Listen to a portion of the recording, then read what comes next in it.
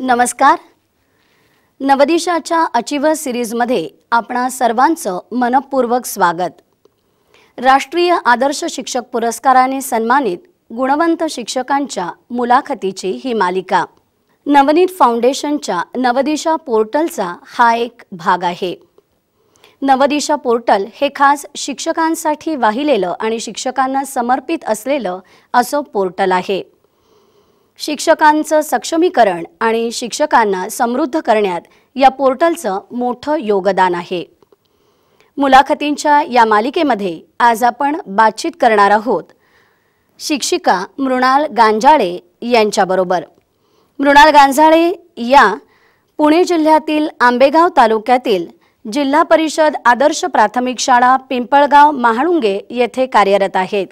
2023चा राष्ट्रीय शिक्षक पुरस्कार त्यांना मिळालेला आहे आणि विशेष उल्लेखनीय बाब म्हणजे हा पुरस्कार मिळालेल्या राज्यातील त्या एकमेव शिक्षिका आहेत. याशिवाय त्यांना वर्ष 2021-22चा सावित्रीमाई फुले राज्य आदर्श शिक्षक पुरस्कार लाभलेला आहे. तसंच सन 2019चा राष्ट्रीय ICT पुरस्कारही लाभलेला आहे.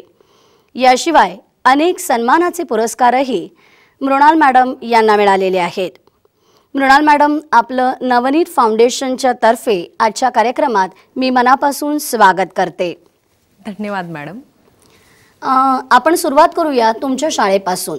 तुमचं कार्यक्षेत्र असलेली तुमची शाळा ही कोणत्या विभागामध्ये आहे हे आपण जाणून घेतलं, पण या शाळेविषयी आपल्या उपक्रमांविषयी अधिक जाणून घ्यायला आम्हाला आवडेल. नक्कीच. प्रथमतः नवदिशा आणि नवनीत फाउंडेशन यांचं मनपूर्वक धन्यवाद की या शिक्षक सक्षमीकरणाअंतर्गत आपण इथे आम्हाला बोलवलं आणि आम्ही शाळेत केलेले उपक्रम राज्यातील नव्हेच तर देशातील सर्व शिक्षकांना नक्कीच लाभदायक होतील. तर मी माझ्या शाळेपासून सुरुवात करायची झालं तर माझी शाळा पुणे जिल्ह्यातील आंबेगाव तालुक्यातील पिंपळगाव तर्फे म्हाळुंगे हे एक छोटंसं गाव आहे आणि तिथे आमची शाळा 1 ते 5ची जिल्हा परिषदेची आहे की जिथे 600 विद्यार्थी आता शिक्षण घेत आहेत आणि आम्ही एकूण 13 शिक्षक येथे कार्यरत आहोत. आणि शाळेची माहिती द्यायची झाली तर शिष्यवृत्तीची परंपरा लाभलेली ही शाळा आहे की दरवर्षी शाळेतील 20 ते 30 मुलं शिष्यवृत्ती धारक होतात. त्याचप्रमाणे सर्रास 2, 3, 4, 5 किंवा 6 मुलं नवोदय पात्र देखील होतात. त्याचप्रमाणे विविध उपक्रम देखील आम्ही आमच्या शाळेत राबवतो. जसं की कोविड काळामध्ये आम्ही आमचं रिमोट लर्निंग चालू ठेवलं. दूरस्थ शिक्षणामार्फत आम्ही विद्यार्थ्यांपर्यंत पोहोचवलं आणि पोहोचत गेलो. सदर वर्षी माझी शाळा मुख्यमंत्री शाळा अंतर्गत आमच्या शाळेचा जिल्ह्यात 2य क्रमांक आला असून त्याला देखील महाराष्ट्र शासनाचं 5 लाखांचं बक्षीस जाहीर झालं. ह्या सर्वांमध्ये शिक्षक, विद्यार्थी आणि महत्त्वाचं योगदान म्हणजे गावकऱ्यांचं, ग्रामस्थांचं ठरेल की सगळ्यांनी एकदम सहकार्य केलं आणि त्यामुळे ही शाळा उभी राहिली आहे असं मी म्हणेल की लोकसहभागातून आणि सर्वांच्या प्रयत्नातून निर्माण झालेली ही शाळा आहे. मृणाल मॅडम, पुण्यातला आंबेगाव तालुका हा तसं म्हटलं तर सधन शेतकऱ्यांचा भाग, हाच इथला पालकवर्ग आहे. त्यामुळे इंग्रजी शाळांचं आव्हान आपल्यासमोर आहे असं आपल्याला वाटतं का? किंवा पालक मुलांना इंग्रजी शाळेमध्ये खूप प्रमाणामध्ये घालतायत असं आपल्याला काही वाटतं का? नक्कीच. आपण आजकाल जे पाहतो की बरेचसे पालक हे इंग्रजी माध्यमाकडे बऱ्याच पालकांचा कल आहे. आमचा जो तालुका आहे आंबेगाव तालुका पुणे जिल्ह्यातील शेतकरी प्रवर्ग येथे जास्त आहे, म्हणजे मध्यमवर्गीय कुटुंबातील. पण मी माझ्या शाळेचं सांगाल तर आमच्या गावाची जी लोकसंख्या आहे, छोटंसं गाव आहे पिंपळगाव तर्फे म्हाळुंगे आणि मनसर हे सगळ्यात मोठं तिथलं शहर आहे. तर मनसरमधनं आमच्या शाळेसाठी 5 स्कूल बसेस पूर्ण भरून आमच्या या गावामध्ये रोज विद्यार्थी शिकायला येतात. म्हणजे तो जर कल पाहिला तर तो जिल्हा परिषद शाळांकडे जास्त आहे. म्हणजे प्रॉपर गावातील 100% विद्यार्थी आमच्या शाळेमध्ये तर प्रवेश घेतातच, पण मनसरसारख्या शहरी भागातून 60% विद्यार्थ्यांचं प्रमाण हे आमच्या शाळेत येण्याचं आहे. म्हणजे त्या पाठीमागचं जे श्रेय आहे ते गावकऱ्यांना नक्कीच जाईल आणि तेथील कार्यरत काम करणारे शिक्षक असो किंवा सगळा जो स्टाफ आहे हे त्या सगळ्यांचं म्हणजे श्रम आहे की त्या माध्यमातून एवढी सगळी विद्यार्थी तिकडे कल घेत आहेत. खूपच छान. म्हणजे इंग्रजी शाळांचं आव्हान जरी आपल्यासमोर असलं तरी आपली शाळा नेटाने प्रयत्नशील आहे. त्यामुळे या सर्व शिक्षकांमुळे हे आव्हान आपल्याला फारसं वाटत नाही. मंडळी, आपल्या शाळेवरती किंवा आपल्या विद्यार्थ्यांवरती मृणाल मॅडमचं नितांत प्रेम आहे हे त्यांच्या बोलण्यातून आपल्याला जाणवतं. एक गोष्ट आवर्जून मला इथे नमूद करावीशी वाटते की या मुलाखतीच्या निमित्ताने मी मृणाल मॅडमना जेव्हा फोन केला होता त्या दिवशी नेमका रविवार होता आणि त्यावेळेला मला त्या म्हणाल्या की आत्ता मी जरा शाळेमध्ये जाण्याच्या गडबडीत आहे. मला थोडं आश्चर्य वाटलं की रविवारचा दिवस, सगळ्यांचा हक्काचा सुट्टीचा दिवस आणि त्या दिवशी सुद्धा मृणाल मॅडम शाळेत चाललेल्या होत्या. मॅडम, याविषयी आम्हाला जाणून घ्यायला आवडेल की हे कसं काय की रविवार असून सुद्धा सुट्टी न घेता तुम्ही शाळेत गेलात? नक्कीच मॅडम, सांगायला देखील आवडेल आणि निश्चितच यातून इतर शिक्षकांना देखील थोडीफार का होईना प्रेरणा मिळेलच. यावर्षी माझ्याकडे इयत्ता 5वीचा वर्ग आहे आणि दरवर्षी म्हणजे असं कोणाचंही कंपल्शन नाही कोणत्याही अधिकाऱ्यांचं किंवा म्हणजे कोणत्याही गावकऱ्यांचं, पण आमच्या शाळेची एक परंपरा आहे. ज्या वर्षी इयत्ता 5वीचा वर्ग त्या शिक्षकाकडे असेल, आमचा 5वीचा वर्ग जून महिन्यात सुरू होतो, म्हणजे सगळ्या शाळा 15 जूनपासून सुरू होतात, पण इयत्ता 5वीचा वर्ग तो वार कोणताही असो 1 जूनपासून मात्र शाळा सुरू होते. यावर्षीची आमची शाळा 3 जूनपासून सुरू झाली. ती आज तागायत सातत्यपूर्ण सुरू आहे. मग तिथे रविवार असला तरी आम्ही 10 ते 5 शाळेला जातो. रक्षाबंधनाची फक्त आम्ही सुट्टी घेतलेली आहे. पण जर माझे विद्यार्थी त्या शाळेमध्ये शिक्षणासाठी येत असतील तर तो शिक्षक नक्कीच तिथे जायला त्याला आवडेल. आणि मुलांमध्ये गेल्यावर माझा वेळ कसा जातो हे तर सगळ्या शिक्षकांना नक्कीच कळतं की मुलांमध्ये वेळ खूप छान जातो. आणि आमची शाळा ही दरवर्षी, मीच नाही, आमचे सगळे शिक्षक याच प्रकारे काम करतात आणि त्याला साथ आमचे पालक, आमचे विद्यार्थी, गावकरी देतात. खरंच हे अतिशय कौतुकास्पद आहे की एकही सुट्टी न घेता अथकपणे विद्यार्थ्यांसाठी काम करत राहणं. मृणाल मॅडम, मघाशी आपण उल्लेख केला तो शिष्यवृत्ती परीक्षांचा किंवा नवोदय परीक्षांचा. स्पर्धा परीक्षांना आत्ताच्या काळामध्ये फार महत्त्व प्राप्त झालेलं आहे. त्यामुळे या स्पर्धा परीक्षांची तयारी आपण आपल्या शाळेमध्ये कशा प्रकारे करून घेता? स्पर्धेचं युग आहे, 21व्या शतकातील युग आहे आणि या युगामध्ये आपला विद्यार्थी हा टिकला पाहिजे. म्हणजे कोणतंही ज्ञान हे विद्यार्थ्याला ॲप्लिकेशन बेस दिलं पाहिजे, उपयोजनात्मक. तो का शिकतोय याचा विद्यार्थी जेव्हा त्याच्या जीवनामध्ये उपयोग करेल तेव्हा माझ्या मते शिक्षण हे पूर्ण होईल. मी बेरीज का शिकले, मी वजाबाकी का शिकले, हे जेव्हा विद्यार्थ्याला कळतंय तेव्हा मात्र तो त्याच्यात इंटरेस्ट घेऊन ते शिक्षण घेतोय. शिष्यवृत्ती परीक्षेचं सांगायचं झालं तर लहानपणापासूनच विद्यार्थ्यांना जर स्पर्धेच्या युगात टिकवायचं असेल तर स्पर्धा परीक्षांची ओढ ही लागलीच पाहिजे असं मला वाटतं. पण त्यातही काही कंपल्शन नाही. प्रत्येक विद्यार्थ्याला मार्ग हे वेगवेगळे असतात किंवा त्याची क्रिएटिव्हिटी दाखवण्याचे संधी या वेगवेगळ्या असतात. शिष्यवृत्ती परीक्षेच्या माध्यमातून आम्ही इयत्ता 2री पासूनच विद्यार्थ्यांना वेगवेगळ्या प्रकारच्या स्पर्धा परीक्षांना बसवतो आणि त्या अनुषंगाने त्यांची तयारी करून घेतो. इयत्ता 5वी मध्ये ते एका सरकारी परीक्षेला सामोरे जातात की जी खरंच खूप महत्त्वपूर्ण वळण देते त्या विद्यार्थ्याच्या जीवनाला, त्याच्या शैक्षणिक कारकिर्दीला आणि त्यातून त्याला एक नव्या युगाची ओळख होते. मी याबद्दल एक विशेष सांगेल की पालकांना आम्ही नेहमी म्हणतो जेव्हा तुम्ही वर्षभर ते शिक्षक तयारी घेतात पण जेव्हा परीक्षेचा दिवस असतो त्या परीक्षा सेंटरवर प्रत्येक पालकानं यावं आणि आपला विद्यार्थी फक्त शाळेतील विद्यार्थ्यांबरोबर स्पर्धा करत नसून त्याला आपल्या तालुक्यात किती विद्यार्थी आहे यातून पुढे जायचे आणि मग त्या पालकाला कळतं की आपल्याला आपल्या विद्यार्थ्याची किंवा त्या विद्यार्थ्यालाही कळतं की आपण आता या पूर्ण जगाच्या रेसमध्ये कुठं आहोत आणि आपल्याला कुठपर्यंत पोहोचायचे. तर स्पर्धा परीक्षेचं विशेष सांगायचं झालं तर सातत्य टिकवणे हे खूप गरजेचं आहे. नियमित अभ्यास, नियमित वेळापत्रक आणि तेवढीच शांतता आणि सातत्यपूर्ण अभ्यास हीच त्या यशाची गुरुकिल्ली असं मी मानेल. आणि मला वाटतं म्हणूनच विशेष उल्लेख करण्याची गोष्ट म्हणजे मृणाल मॅडमना 2019चा जिल्हा स्तर शिष्यवृत्ती मार्गदर्शक पुरस्कारही जाहीर झालेला आहे. मॅडम, आता एक तांत्रिक प्रश्न विचारते. अनेक शिक्षक हे अतिशय तळमळीने काम करत आहेत. आपल्याला राज्य आदर्श शिक्षक पुरस्कार मिळालेला आहे, तसंच राष्ट्रीय आदर्श शिक्षक पुरस्कारही मिळालेला आहे.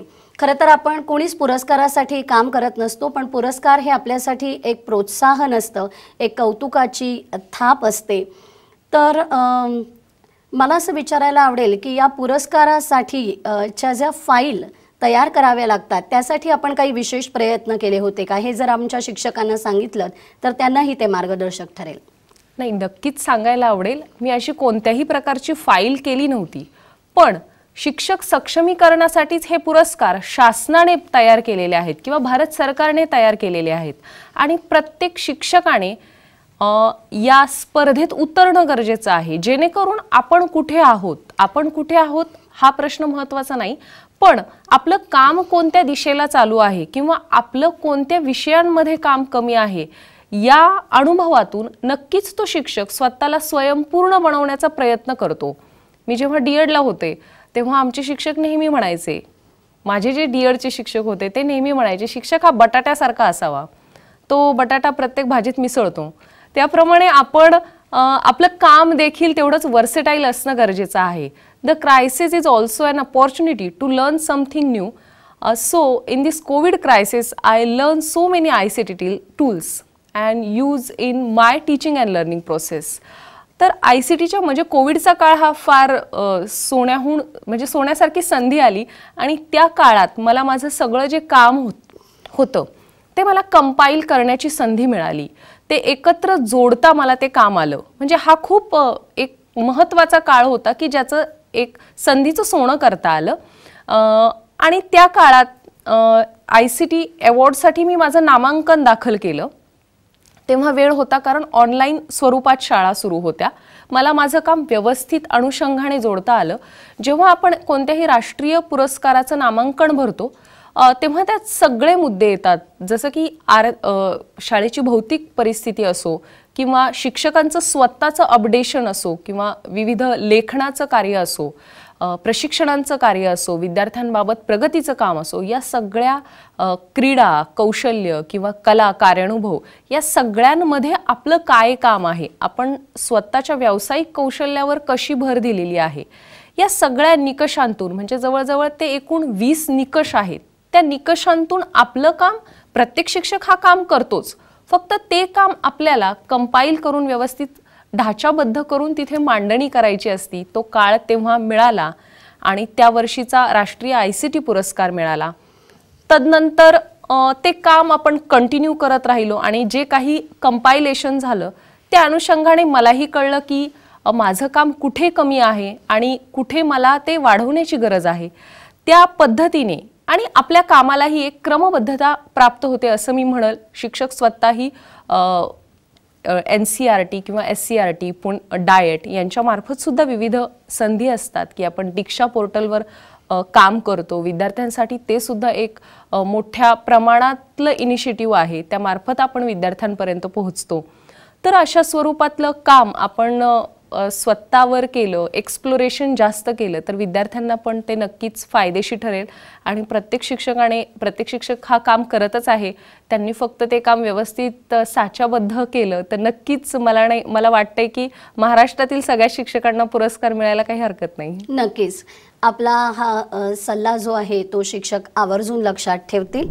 आपण मगाशी तंत्रज्ञानाचा उल्लेख केलात, तर आपलं अध्ययन किंवा अध्यापन प्रक्रिया ही अधिक रंजक बनावी यासाठी आपण आपल्या अध्यापनाला तंत्रज्ञानाची जोड दिलीत. आपण म्हटलं की वेगवेगळ्या प्रकारचे टूल्स शिकून घेतले. याखेरीज इतर काय प्रयत्न केलेत? कारण कोविडसारखा काळ असेल ज्या वेळेला सगळं जग थांबलेलं होतं आणि केवळ तंत्रज्ञानाच्या मदतीनेच सगळं शिक्षण सुरू राहिलेलं होतं, तर याविषयी आपण काय सांगाल? मी नक्कीच सांगाल की खेळातून जेव्हा आपण कोणतंही शिक्षण घेतो किंवा देतो तेव्हा ते खूप छान प्रकारे आपल्याला समजतं. Fun is always the entertainment. मग खेळाच्या माध्यमातून वेगवेगळ्या प्रकारचे खेळ आम्ही सुरू केले वर्गामध्ये, जसं की स्काईप इन द क्लासरूम या मायक्रोसॉफ्टच्या प्रोग्राम अंतर्गत मी विद्यार्थ्यांना वेगवेगळ्या जगाच्या सफरी घडवून आणल्या. 38 देशातील विद्यार्थ्यांशी आम्ही संवाद साधला. आमचे 300 स्काईप कॉल झालेले आणि त्या अंतर्गत एक मिस्ट्री स्काईप नावाचा खेळ आम्ही नेहमी खेळायचो. जसं की तुम्ही समजा मुंबईसारख्या ठिकाणी काम करता, मी पुण्यात काम करते, तर शिक्षकांच्या आपण एकमेकींची वेळ घेतली, अपॉइंटमेंट फिक्स केली आणि त्याच्यानंतर मग आपल्या विद्यार्थ्यांना मात्र आपलं लोकेशन माहीत नाहीये. मग एस्नो टाईपच्या क्वेश्चन माध्यमातून, प्रश्नांतून व्हर्च्युअली एकमेकांना प्रश्न विचारायचे. जसं की माझ्या वर्गातील प्रश्न विचारतील तुमच्या वर्गातील विद्यार्थ्यांना की तुम्ही महाराष्ट्राच्या नकाशामध्ये पूर्वेला आहात का, तुमचा जिल्हा पश्चिमेला आहे का की दक्षिणेला आहे. मग हो किंवा नाही याच स्वरूपात प्रश्न विचारायचे. मग त्याद्वारे विद्यार्थी नकाशा वाचन कौशल्य पण त्यांचं विकसित होतं, त्यांचं प्रश्न कौशल्य विकसित होतं, कॉन्व्हर्सेशन स्किल वाढतं. इंग्रजीतून, बरं ही एक अट होती की इंग्रजीतून बोला, चुकलं तर चालेल, ते काही आपल्याला काही बोलणार नाही कारण इंग्रजी संभाषण पण सुधरेल. आणि या मार्फत खूप स्किल डेव्हलप होत गेले की दिशा कळाल्या. चला मग आपल्याला कळालं की पश्चिमेकडे, मग एखादा विद्यार्थी म्हणाल की तुम्ही सिंधुदुर्गच्या जवळ आहात का, म्हणजे त्या नकाशा वाचन कौशल्य पण डेव्हलप होतंय. हां, मग मुंबई आहे, मग मुंबई ही महाराष्ट्राची राजधानी आहे. हळूहळू ते थोडंसं म्हणजे विद्यार्थ्यांना मी असं म्हणेल की शिक्षक हा फक्त एक सुलभक आहे, फॅसिलेटर आहे आपण आजकाल. फक्त विद्यार्थ्यांना एक दिशा द्यायची की तू तुझ्या मार्गापर्यंत पोहोच. असे वेगवेगळे खेळ. मग हा स्काईप इन द क्लासरूमचा हा एक प्रकार झाला. त्यातून कल्चर एक्सचेंज प्रोग्राम आम्ही केले वेगवेगळ्या देशांबरोबर, जसं की जपान होतं, रशिया होतं.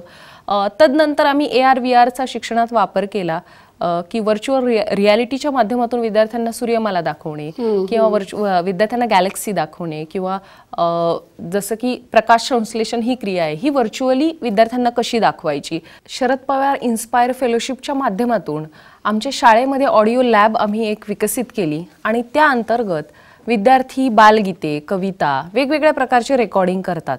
आणि त्याचं एक विशेष म्हणजे यावर्षी विद्यार्थ्यांचा सहभाग राष्ट्रीय ICT मेला NCERT आयोजित आम्ही सहभाग नोंदवलेला आणि एका बालगीताला तिथे राष्ट्रीय स्तरावर पारितोषिक मिळालं की त्यातून एक इन्स्पिरेशन विद्यार्थ्यांना मिळत जाते.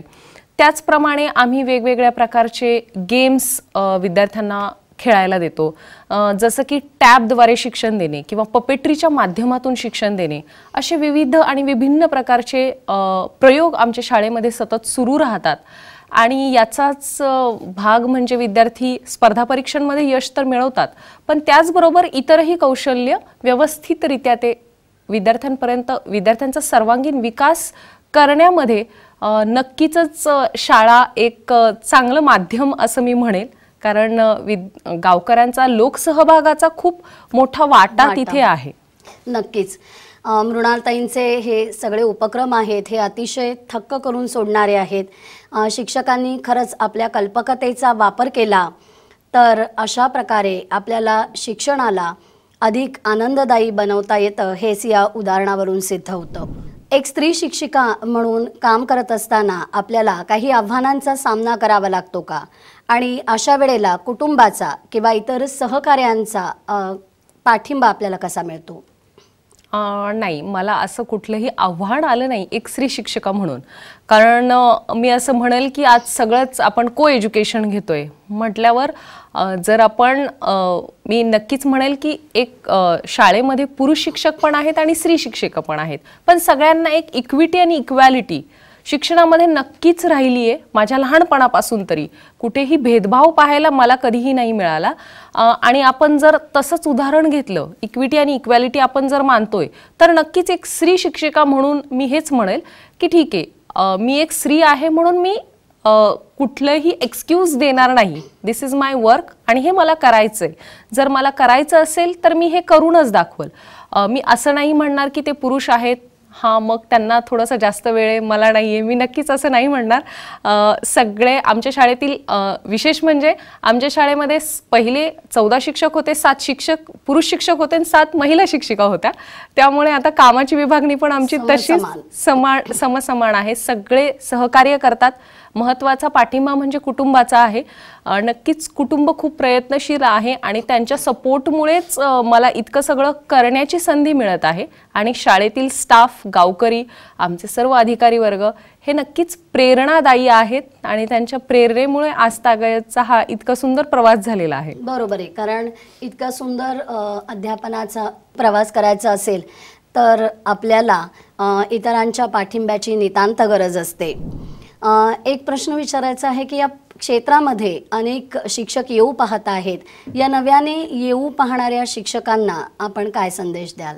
नक्कीच मी या नवीन शिक्षकांना नक्कीच सांगेल की सध्याचं जग जर आपण पाहिलं तर मोबाईलचं आहे, रील्सचं आहे. रील्स पण फक्त 30 सेकंदाच्या वर पण आज कोण पाहत नाही. त्यामुळं आपण जितकं देतोय, आपला जर 30 मिनिटाचा क्लास आहे विद्यार्थ्यांसाठीचा, तर आपण इतकं प्रॉपर विद्यार्थ्यांपर्यंत उतरायला पाहिजे की मी जेव्हा शाळेत होते तेव्हा मला जर एखादा प्रश्न पडला तर मी तो शिक्षकांना विचारायचे आणि ते शिक्षक मला उत्तर द्यायचे आणि मी त्यात समाधानी असायचे. पण आजकालची मुलं तशी नाही आहेत. ती आपल्याला सांगतात मॅडम गुगलवर वेगळं आलंय. कारण मी तेव्हा पुस्तक उचकून गाईड, म्हणजे कोणतंही नवनीत असेल ते उचकून मी पाहायची, गाईडच असायचं म्हणजे मग त्याचा रेफरन्स घ्यायचो आपण. पण आजकालची मुलं काय करतायत, त्यांच्या हातात हे साधन जे आहे ते खरंच एका चांगल्या दिशेला पण जाणारं आहे आणि वेगळ्या दिशेला पण नेणारं आहे. पण त्या साधनामार्फत त्यांना परफेक्ट रिसोर्स मिळत आहे. मग त्या शिक्षकाने सुद्धा तेवढ्याच परफेक्टली त्या विद्यार्थ्याला उत्तरं दिली पाहिजेत आणि तितक्या दर्जाचं तितक्या प्रतीचं क्वालिटी एज्युकेशन आपल्याला देणं गरजेचं आहे. जसं की आपली शाश्वत ध्येय आहेत, SDG गोल्स जे आहेत त्यानुसार आपण विद्यार्थ्यांना शिक्षण देणं आहे. म्हणजे skill based education, quality based education हाच तंत्र मी सध्याच्या नवीन शिक्षकांना सांगेल की तुम्ही 10च मिनिटं शिकवा, पण कौशल्य आधारित NEP 2020 नुसार कौशल्य आधारित शिक्षण द्या की जेणेकरून ते विद्यार्थी उद्याच्या जगात म्हणजे ते थोडे जे काही शिक्षण घेतील ते एकदम व्यवस्थित घेतील, व्यावसायिक दृष्ट्या त्यांना त्याचा उपयोग होईल. की पायथागोरसचं प्रमेय आपण का शिकलो हे त्यांना व्यवहारात नक्कीच कळायला पाहिजे. म्हणजे आजचा विद्यार्थी हा अधिक सजग झालेला आहे, त्याचं कुतूहल अधिक जागृत झालेलं आहे. त्यामुळे त्याला शिकवताना शिक्षकाने सुद्धा या नवनवीन चॅलेंजेसला स्वीकारण्यासाठी स्वतःला कायम सक्षम ठेवलं पाहिजे. आपला हा गप्पांचा प्रवास असा सुरू राहील, पण आपल्याला वेळेची मर्यादा आहे.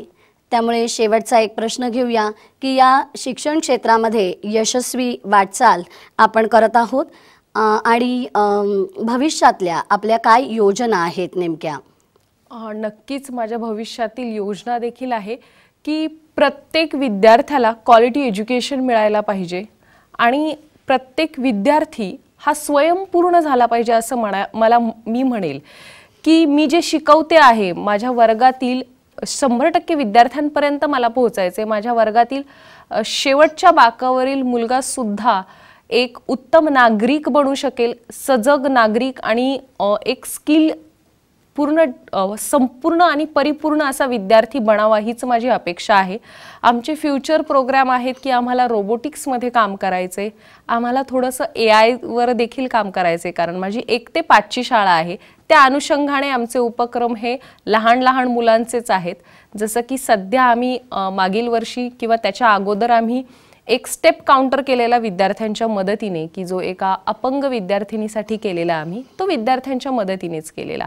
तर असे छोटे छोटे प्रोग्राम आम्ही रन करणार आहोत. त्या दृष्टिकोनातून विद्यार्थी जसं की आत्ता जस्ट मी जरी इकडे आहे तरी आमच्या शाळेतील आजच एका विद्यार्थ्याने गाडीला जो सेन्सर असतो की गाडीचा ब्रेक लागल्यावर मागची लाईट लागते, तर आज शेजारच्या वर्गातील सरांनीच मला तो व्हिडिओ पाठवला की एका विद्यार्थ्याने त्याच्या सायकलला तसा प्रयोग केला. म्हणजे विद्यार्थी जर होऊन शिकत असतील तर त्यांना त्या पद्धतीचं शिक्षण देणं सुद्धा एक शिक्षक म्हणून आपली जबाबदारी आहे. आणि महत्त्वाचं म्हणजे सुसंस्कृत नागरिक घडवायचं आहे आपल्याला. त्या दृष्टिकोनातून आपण आपला वारसा नक्कीच जपूया आणि त्या पद्धतीने वाटचाल करूया. नक्कीच भविष्यातल्या आपल्या ज्या काही आगामी योजना आहेत त्या साध्य होण्यासाठी आपल्याला खूप खूप शुभेच्छा. खरंच मंडळी, विद्यार्थ्यांचा सर्वांगीण विकास हेच ध्येय मनात ठेवून पाठ्यपुस्तकातील शिक्षणाला आधुनिक तंत्रज्ञानाची जोड देऊन शिक्षण अधिक सोपं आणि रंजक बनावं यासाठी उपक्रमशील शिक्षिका मृणाल गांजाळे या प्रयत्नशील आहेत. त्यांच्या तंत्रज्ञानाशी संबंधित अशा उपक्रमांचं कौतुक मायक्रोसॉफ्टचे CEO सत्या नाडेला यांनीही केलेलं आहे. यांच्याशी आपण गप्पा मारल्या आणि शिक्षण क्षेत्रामध्ये महाराष्ट्राची किती दर्जेदार वाटचाल सुरू आहे याचं एक आशादायी चित्र या निमित्तानं आपल्या समोर उभं राहिलं. मृणाल मॅडमचे हे विचार प्रत्येक शिक्षकाला प्रेरक आणि मार्गदर्शक ठरतील असा मला विश्वास आहे. मृणाल मॅडम, आज आपण इथं आलात याबद्दल नवनीत फाउंडेशनतर्फे मी आपले मनापासून आभार मानते आणि आपल्या पुढील वाटचालीसाठी शुभेच्छा देते. धन्यवाद. धन्यवाद मॅडम. आणि खरंच नवनीत मार्फत आम्हाला ही जी अनमोल संधी मिळाली सर्व देशभरातील शिक्षकांपर्यंत पोहोचण्याची किंवा जगभरातील शिक्षकांपर्यंत पोहोचण्याची, त्याबद्दल नवनीतचे खूप खूप आभार. असेच इनिशिएटिव्ह नवनीत लहानपणापासून मी देखील नवनीत वापरते. अगदी आणि सगळेच वापरतो आहोत. नक्कीच. आणि त्याचा एक भाग होण्याची संधी मिळाली त्याबद्दल मनपूर्वक धन्यवाद.